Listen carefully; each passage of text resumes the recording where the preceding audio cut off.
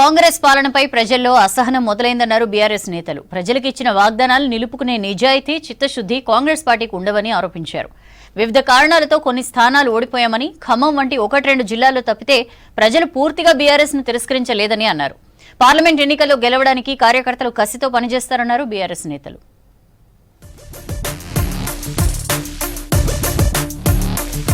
అధికారంలో ఉన్నప్పటికంటే ప్రతిపక్షంలో ఉంటేనే ఎక్కువగా పోరాడగలమన్నారు బీఆర్ఎస్ వర్కింగ్ ప్రెసిడెంట్ కేటీఆర్. మొన్న అసెంబ్లీ సమావేశాల్లో కూడా పోరాట పటిమ చూపామని చెప్పారు.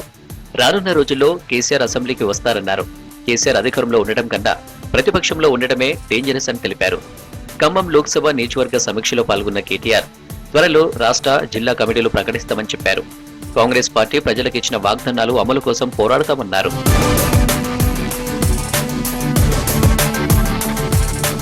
బీఆర్ఎస్ ఓటమి తాత్కాలికమేనని, భవిష్యత్ అంతా మనదేనన్నారు మాజీ మంత్రి హరీష్ రావు. కాంగ్రెస్ పాలనలో బీఆర్ఎస్ కార్యకర్తలపై కక్ష సాధింపులు పెరిగాయని, కేసీఆర్ అలా చేసి ఉంటే కాంగ్రెస్ నేతలు జైల్లో ఉండేవారని చెప్పారు.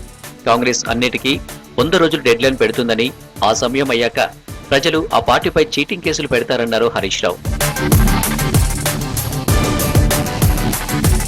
అసెంబ్లీ ఎన్నికల్లో జనం నాడి తెలుసుకోలేకపోయామన్నారు బీఆర్ఎస్ రాజ్యసభ సభ్యులు వద్దిరాజు రవిచంద్ర. తాను కొత్తగూడెం, ఇల్లందు నియోజకవర్గాలకు ఇన్ఛార్జిగా ఉన్నానని, తప్పకుండా గెలుస్తామనుకున్న కొత్తగూడెంలో ఓడిపోయామని చెప్పారు. రాజకీయాలతో సంబంధం లేని 38 మంది విజయం సాధించారన్నారు రవిచంద్ర. ఒక్క ఎమ్మెల్యే ఓడిపోతే ఏమవుతుందని, చెట్టుకొమ్మలను ఒక్కొక్కటిగా తామే నరుక్కున్నామని చెప్పారు. ఈ పరిస్థితి ఆలోచించాల్సిన అవసరం ఉందన్నారు.